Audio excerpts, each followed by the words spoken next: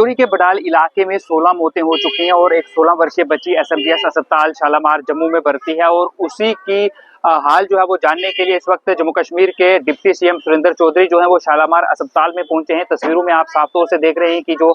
Deputy CM Surendra Chaudhary हैं वो इस वक्त शालामार अस्पताल के अंदर पहुंचे हैं और उस बच्ची का हाल जो है वो जानने के लिए जा रहे हैं। उनके साथ जो विधायक हैं नेशनल कॉन्फ्रेंस बुदल से जावेद चौधरी, वो भी उनके साथ हैं। इस वक्त तस्वीरों में आप देख रहे हैं कि इस वक्त सुरेंद्र चौधरी जो है वो उस बच्ची के पास जो है वो पहुंच चुके हैं और वहां पर ये बच्ची का हालचाल जो है वो जान रहे हैं। और इस वक्त डॉक्टर्स जो है वो उनके पास है और डॉक्टर से वो हालचाल जान रहे हैं कि आखिर जो बच्ची है उसकी इस वक्त तबीयत किस तरह की है और इसके साथ साथ उसकी कंडीशन जो है वो किस तरह की है। सुरेंद्र चौधरी जो है वो बच्ची का हाल जानने के बाद जो है वो बाहर निकले और सुरेंद्र चौधरी से जानते हैं कि आखिर इस सब मामले को लेकर वो क्या कह रहे हैं। जब हम आए हैं, क्योंकि ऑनरेबल चीफ मिनिस्टर साहब ने जब हमें यहाँ भेजा और वो आगे भी पहले भी उन्होंने 2 ऑनरेबल मिनिस्टर वहाँ गए थे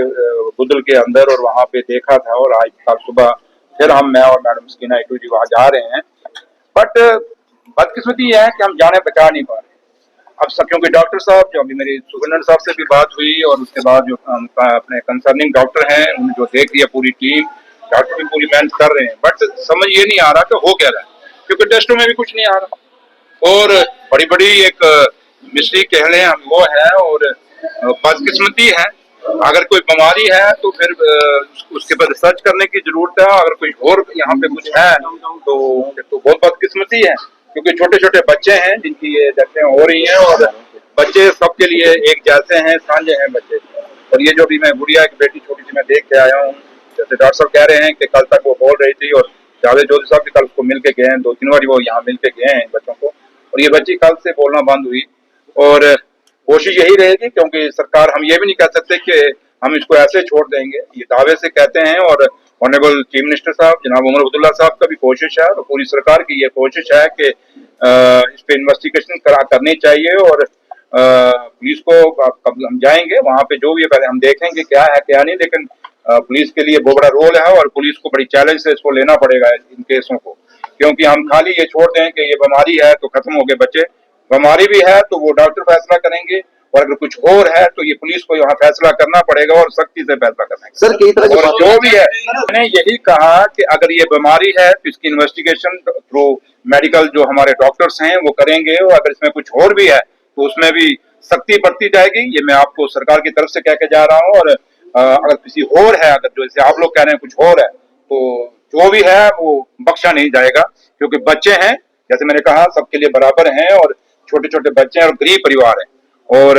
आज पूरा परिवार उजड़ गया है। एक दुख है, एक दर्द है, सरकार को भी है, जो ऑनरेबल चीफ मिनिस्टर साहब को भी है, आप सबको भी है, डॉक्टरों को भी है। जैसे डॉक्टर अब मेरे से बात अब अंदर कर रहे थे और उनको भी उनमें भी दिख रहा था कि वो भी खुद परेशान है कि हमारे हाथों से बच्चे क्यों नहीं ठीक हो पा रहे। इसलिए अपनी अपनी जगह हर चाहे वो हेल्थ के डॉक्टर हैं या सरकार के हम ऑनरेबल मिनिस्टर हैं, ऑनरेबल चीफ मिनिस्टर, हम सब भी बड़े इस चीज पे बड़ा वो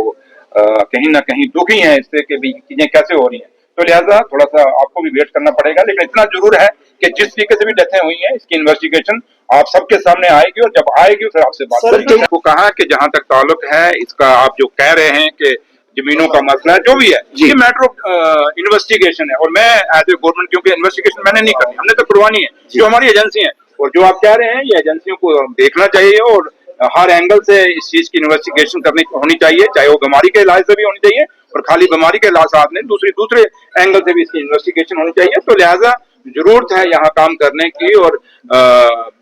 उम्मीद यही है हमें कि ये चीज छुप के नहीं रहेगी यहाँ, क्योंकि बड़े बड़े चीजें ऐसी हुई हैं जब बाद में निकल आई। ठीक है थोड़ा टाइम लग रहा है, बट